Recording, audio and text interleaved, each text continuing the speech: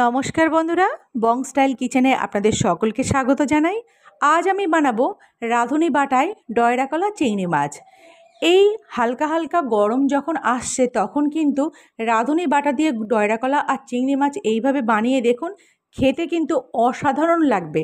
দুপুরবেলার গরম ভাতের পাতে কিন্তু এই তরকারিটা জাস্ট জমে যাবে। আসুন তাহলে রেসিপিটা বানানো শুরু করা যাক।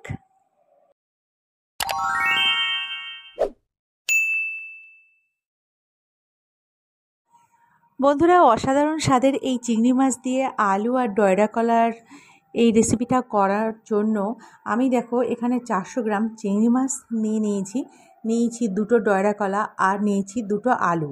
এবার এগুলোকে আমি কেটে নেব। এখানে দেখো একটু জলে সামান্য একটু হলুদ দিয়ে কলাগুলোকে কেটে রেখেছি, সেই সাথে আলুগুলোকেও কেটে নিয়েছি। অবশ্যই কলা কাটার সময় কিন্তু তোমরা জলে হলুদ দিয়ে কলা কাটবে, তাহলে কলা কিন্তু কালো হয়ে যাবে না। এখানে দেখো চিংড়ি মাছগুলো ছাড়িয়ে নিয়েছি টমেটো কুচি, নিয়েছি এখানে দুটো পেঁয়াজ কুচি, আর নিয়েছি এখানে 6টা কাঁচা লঙ্কা, আর নিয়েছি এখানে 1.5 ইঞ্চি আদা কুচি করে। ঝালটা কিন্তু অবশ্যই তোমরা তোমাদের স্বাদ অনুযায়ী ব্যবহার করো। এবার দেখো এখানে একটা মিক্সির জার নিয়েছি এবং তার মধ্যে আমি আদাটাকে দিয়ে দিলাম। এবার দিয়ে দেব কাঁচা লঙ্কা। এখানে আমি 6টা কাঁচা লঙ্কা ব্যবহার করছি। তোমরা যে যেমন ঝাল পছন্দ করো সেই রকম কিন্তু ঝাল দেবে। আর এখানে দিয়ে দেব রাঁধুনি। আজ কিন্তু রান্নাটা মেনলি হাইলাইট করবে রাঁধুনি। আর দেখো এখানে আমি 2 চামচ রাঁধুনি দিয়ে দিলাম। রাঁধুনির যে ফ্লেভার বা যে টেস্ট সেটাই কিন্তু আজকে রান্নার প্রাধান্য। আর দিয়ে দেব 1 চামচ গোটা জিরে, দিয়ে দেব 10 থেকে 15টা গোলমরিচ। এবারে সামান্য একটু জল দিয়ে মশলাগুলোর একটা পেস্ট আমি তৈরি করে নেব। তো দেখতেই পাচ্ছ পেস্টটা কিন্তু এখানে আমি বানিয়ে নিয়েছি। এবার রান্নাটা শুরু করব। গ্যাসটা অন করে কড়াইটা চাপিয়ে দিয়েছি। এবার কড়াইয়ের মধ্যে আমি দিয়ে দেব 4 চামচ রিফাইন তেল। প্রথমে আমি চিংড়ি মাছগুলোকে কেটে ধুয়ে পরিষ্কার করে তার মধ্যে সামান্য একটু নুন আর হলুদ মাখিয়ে রেখেছিলাম। সেই নুন হলুদ মাখানো চিংড়ি মাছটা তেলের মধ্যে দিয়ে প্রথমে একটু হালকা করে ভাজা করে নেব। খুব বেশি কিন্তু চিংড়ি মাছ তোমরা ভাজা করবে না, এর আগে অনেক রেসিপিতে আমি বলেছি। ঠিক সেই রকমই অল্প করে প্রথমে চিংড়ি মাছটাকে ভাজা করে আমি তুলে নেব।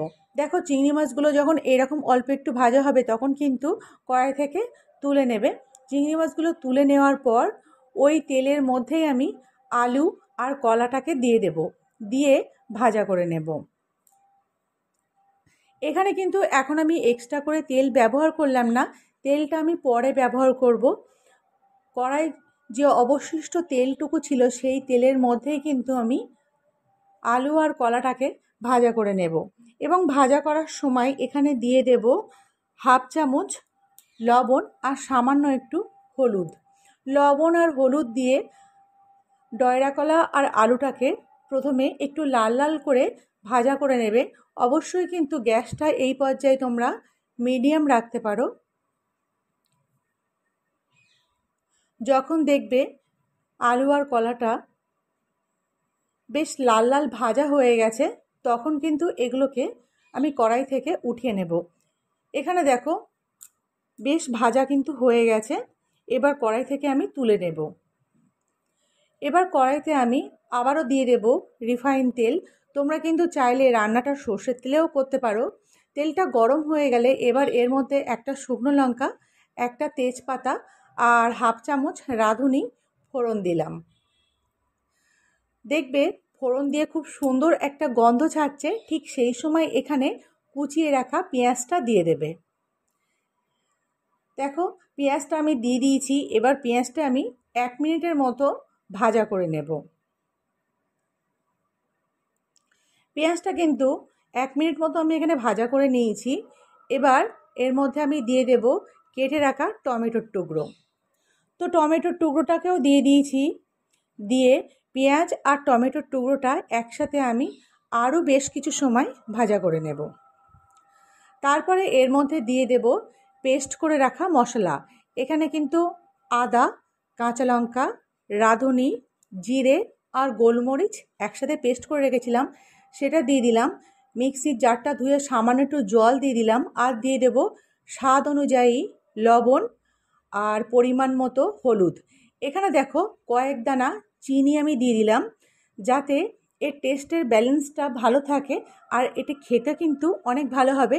সুতরাং কয়েক দানা চিনি তোমরা এখানে ব্যবহার করতেই পারো।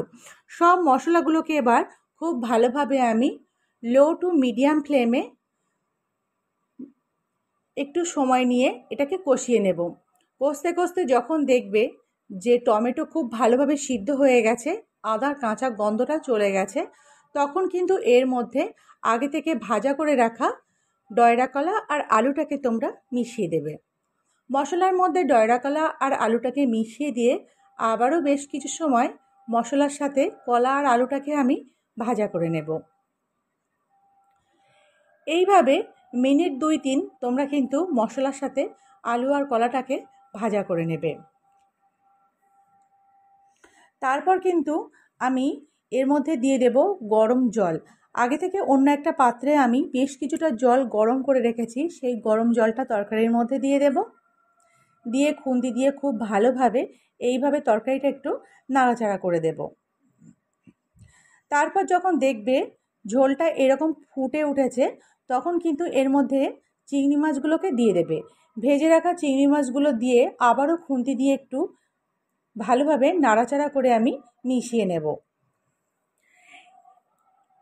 তো বন্ধুরা, শীত কিন্তু চলে গিয়ে গরম চলে এসছে, এই পর্যায়ে কিন্তু এই তরকারিটা একবার তোমরা বাড়িতে বানাও, দেখবে খেতে কিন্তু অসাধারণ লাগবে। এবার এটাকে আমি 7 থেকে 8 মিনিট ঢাকা দিয়ে রেখেছিলাম।